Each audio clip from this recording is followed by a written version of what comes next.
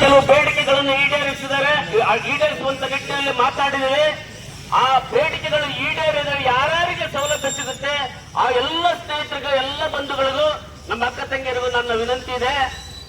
ಈಗ ನಿರಂತರವಾಗಿ ಹೋರಾಟಗಾರರು ಸಾಯಿಸ್ತಾನೆ ಇದ್ದಾರೆ. ಹೋರಾಟಗಾರರಿಗೆ ಉತ್ಸಾಹವನ್ನು ತುಂಬುವಂತ, ಹೋರಾಟಗಾರರನ್ನು ಬೆಂಬಲಿಸುವಂತ ಮನಸ್ಥಿತಿ ನಿಮಗೆ ಬೇಕು. ಇದು ಬೇಕಾ ಬೇಡ್ರೆ? ಬೇಕಂದ್ರೆ ಜೋರ ಚಪ್ಪಳೆ ತಟ್ಟಿ ಬೇಡ.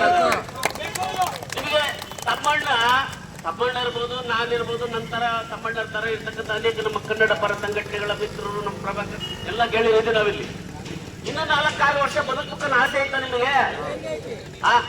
ಬರೀ ತಮ್ಮಣ್ಣ ಒಬ್ಬ ಕೂಗಾಡಿ ಹೋಗ್ಬಿಡ್ಬೇಕು ಅಂತ ಐತಾ, ಅಥವಾ ಈಶ್ವರಪ್ಪ ಒಬ್ಬನ ಕೂಗಾಡಿ ಹೋಗ್ಬಿಡ್ಬೇಕು ಅಂತ ಐತಾ? ಇಲ್ಲ ತಾನೆ, ಬದುಕ್ಬೇಕು. ಹೌದನಮ್ಮ? ಆಗಿದ್ದ ಅಂಗದ ಮೇಲೆ ನೀವೇನ್ ಮಾಡ್ಬೇಕು? ಹೋರಾಟಗಾರರನ್ನ ಗುರುತಿಸ್ಬೇಕು. ಸೌಲಭ್ಯನ ತಗೊಂಡು ನಾವು ಬೇಕೇ ಬೇಕು, ಭೂಮಿ ಬೇಕಂತ ಹೋರಾಟ ಮಾಡಿದೆ. ಇಡೀ ತಾಲೂಕಿನಾದ್ಯಂತ ಸಹಸ್ರಾರು ಜನಗಳಿಗೆ ಭೂಮಿ ಸಿಕ್ತು. ಬೇಕೇ ಬೇಕು, ನಿವೇಶನ ಬೇಕಂತ ಹೋರಾಟ ಮಾಡಿದೀವಿ. ಸಾವಿರಾರು ಜನರಿಗೆ ನಿವೇಶನ ಸಿಕ್ತು. ಎಲ್ಲಿದ್ದೀರಲ್ಲ? ಬೇಕೇ ಬೇಕು, ವಸತಿ ಶಾಲೆ ಬೇಕು ಅಂತ ನಾವು ಹೋಬಳಿಗೊಂದು ವಸತಿ ಶಾಲೆ ಬೇಕು ಅಂತ ಸ್ಟ್ರೈಕ್ ಮಾಡಿದ್ವಿ. ಇವತ್ತು ಹೆಂಡಲ ಅಂಗಡಿ ಬೇಕಂತ ಹೋರಾಟ ಮಾಡ್ತಾ ಇದಾರೆ ಅಲ್ವಾ? ಇವತ್ತು ನೋಡಿ, ಇವತ್ತು ಜಂತರ್ ಮಂತರ್ನಲ್ಲಿ ಏನ್ ನಡೀತಾ ಇದೆ ನೀವೆಲ್ಲ ನೋಡ್ತಾ ಇದೀರಿ. ಇಂದೊಂದು ಕಾಲ ಇತ್ತು, ನಾವು ಕಾಲ್ನಡಿಗೆಯಲ್ಲಿ ಹಳ್ಳಿಗಳಿಗೆ ಹೋಗ್ಬೇಕಾಗಿತ್ತು.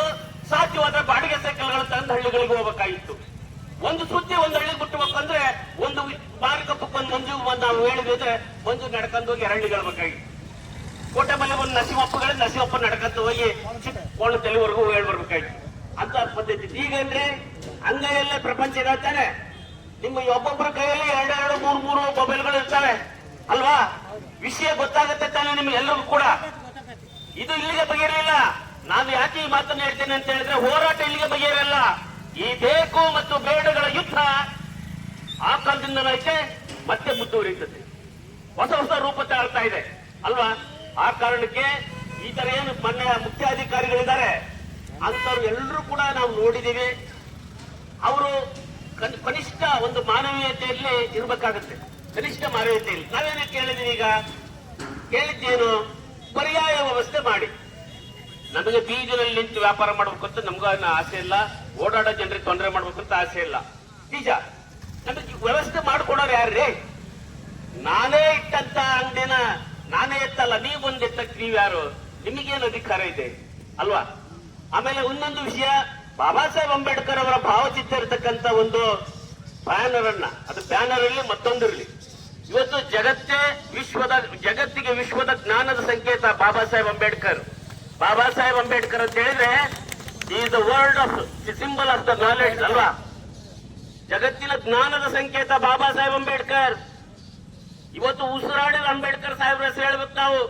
ಇವತ್ತು ಮಾತಾಡ್ತಾ ಇದೀವಿ ಅಂದ್ರೆ ಅವ್ರ ಕಾರಣ, ಬಟ್ಟೆ ಹಾಕೊಂಡಿದೀವಿ ಅಂದ್ರೆ ಅದಕ್ಕೆ ಕಾರಣ, ಹೆಣ್ಣು ಮಕ್ಕಳು ಸೀರೆ ಉಟ್ಕೊಂಡ್ರೆ ಅದಕ್ಕೆ ಕಾರಣ. ಅವರು ಓದಿದ್ದಾರೆ, ವಿದ್ಯಾವಂತರಾಗಿದ್ದಾರೆ, ಟೀಚರ್ಗಳಾಗ್ತಾರೆ, ಡಾಕ್ಟರ್ಗಳಾಗ್ತಾರೆ, ಎಂಜಿನಿಯರ್ಗಳಾಗ್ತಾ ಇದಾರೆ, ಮಂತ್ರಿಗಳಾಗ್ತಾ ಇದಾರೆ, MLA ಗಳಾಗ್ತಾ ಇದಾರೆ, ಮುಖ್ಯಮಂತ್ರಿ ಆಗಿದ್ದಾರೆ, ಪ್ರಧಾನಿ ಆಗಿದ್ದಾರೆ, ಸುಪ್ರೀಂ ಕೋರ್ಟ್ ನ್ಯಾಯಾಧಿಪತಿಗಳಾಗ್ತಾ ಇದಾರೆ ಅಂತ ಹೇಳಿದ್ರೆ ಅದಕ್ಕೆ ಯಾರು ಕಾರಣ? ಬಡವರ ಮಕ್ಕಳು. ಇಷ್ಟೆಲ್ಲ ಆಗ್ತದ್ರೆ ಯಾರಿಗೆ ಕಾರಣ? ಡಾಕ್ಟರ್ ಬಾಬಾ ಸಾಹೇಬ್ ಅಂಬೇಡ್ಕರ್ ಜಿಂದಾಬಾದ್, ಜಿಂದಾಬಾದ್, ಅಂಬೇಡ್ಕರ್ ಜಿಂದಾಬಾದ್ ಅಂತ ಮಹಾನುಭಾವರ ಭಾವಚಿತ್ರವನ್ನ ಇರುವಂತ ಯಾವುದೇ ಪಟವನ್ನ, ಯಾವುದೇ ಒಂದು ಬ್ಯಾನರ್ ಅನ್ನ ಮುಟ್ಟುವಾಗಾದ್ರೂ ಕೂಡ ಬಹಳ ಜಾಗರೂಕತೆಯಿಂದ ಮುಟ್ಟಬೇಕು. ಯಾಕಂದ್ರೆ ಇವತ್ತು ನೀವೇ ಈ ಸ್ಥಾನದಲ್ಲಿದ್ದೀರಾ ಮಾನ್ಯ ಮುಖ್ಯಾಧಿಕಾರಿಗಳು, ಅದಕ್ಕೆ ಬಾಬಾ ಸಾಹೇಬ್ ಅಂಬೇಡ್ಕರ್ ಕಾರಣ ಅಂತಕ್ಕಂಥ ಸಣ್ಣ ತಿಳುವಳಿಕೆ ನಿಮಗಿದ್ರೆ ಒಳ್ಳೇದು. ಇದು ಬೇಡ, ಇಲ್ಲಿ ವೈಯಕ್ತಿಕ ಆಸಕ್ತಿ ಬೇಡ ನಿಮಗೆ. ನೀವೊಬ್ಬ ಅಧಿಕಾರಿ, ನಾವು ಬೇಕು ಅಂತ ಹೋರಾಟ ಮಾಡೋರು, ನೀವು ಬೇಡ ಅಂತ ಮಾಡಿ.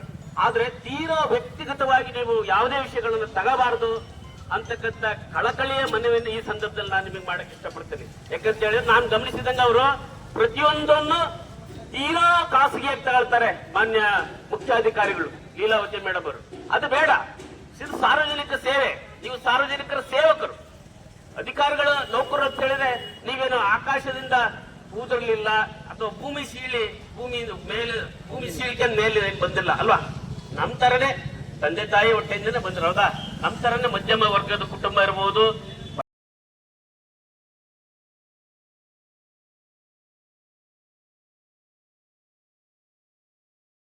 ಎಲ್ಲ ವಿಚಾರಗಳನ್ನ ತಮ್ಮ ಮುಂದಿಟ್ಟಿದ್ದಾರೆ. ನಾನೆಲ್ಲರೂ ಏನೂ ಮಾತಾಡಕ್ ಹೋಗಲ್ಲ. ನನ್ನ ಉದ್ದೇಶ ಏನಂದ್ರೆ ಏನ್ ನಾವು ಕಂಪ್ಲೇಂಟ್ ಕೊಟ್ಟಿದ್ದೀವಿ ಆಗಲೇ ರಕ್ಷಣಾ ಇಲಾಖೆಗೆ, ಆ ಇದ್ರ ಮೇಲೆ ಅದನ್ನ ತನಿಖೆ ಮಾಡಿ ಸೂಕ್ತ ಅವ್ರಿಗೆ ಕ್ರಮ ಕೈಗೊಳ್ಳೋದ್ರಲ್ಲಿ FIR ಕೂಡ ಹಾಕಿ ಅವ್ರನ್ನ ಬಂಧಿಸಬೇಕಂತ ಹೇಳಿ ಈ ಮೂಲಕ ತಮ್ಮಲ್ಲಿ ನಮ್ಮನ್ನು ಒತ್ತಾಯ ಮಾಡ್ತಾ ನನ್ನ ಎರಡು ಮಾತುಗಳನ್ನ ಮುಗಿಸ್ತೇನೆ. ಬಹಳ ಚೆನ್ನಾಗಿ ಹೇಳಿದ್ರು ಮಂಜಣ್ಣವರು.